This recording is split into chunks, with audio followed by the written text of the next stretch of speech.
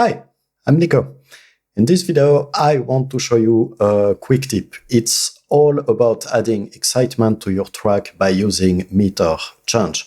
I was writing a cue and I thought, oh, I should totally do a quick tip video on this. So without further ado, let's jump in. I have here these 4 bars of some short strings. I just built a quick example to show you, and they are in 4/4. That's the time signature, 4 on 4. So this is how it sounds like if we loop this quick example.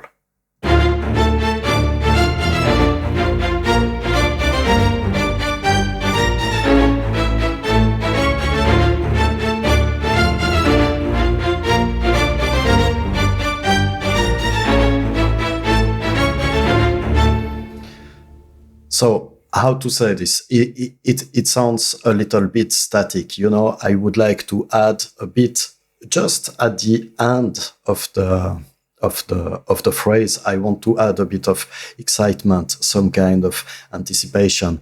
And there are many ways to go about this, but a very quick one that you can easily use is by changing the meter. And a meter change means just changing the time signature. So for these 4 bars, we are in 4/4. And what I will do is here, I will change the last bar to 5/4. So look at what happened. Here we have bar 1 and bar 2, bar 3, and bar 4. And you see that now, because we changed the time signature, we have this extra beat here. So what I can do is I will just extend all of these and add something to it. We'll just do that really quickly. So for example, here I could go to G3 and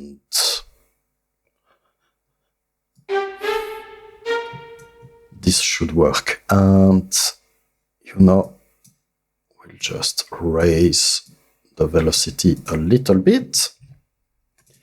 Let's see, this one at C#4 here, and this one was at C#3. Okay, so I will just copy here and raise.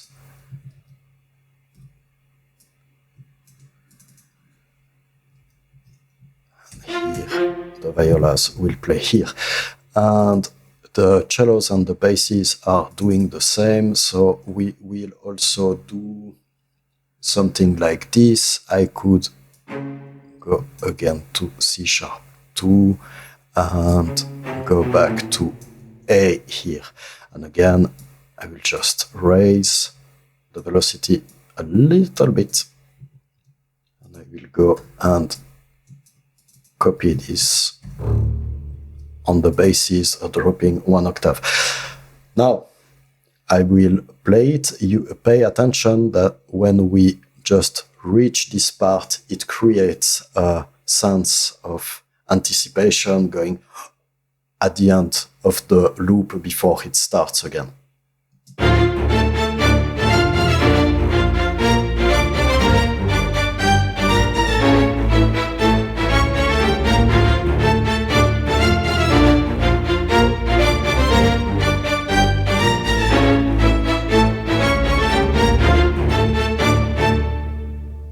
And that's all there is to it, really. So I hope you enjoyed this quick tip, and I will see you in the next video. In the meantime, stop watching videos and go write some great music.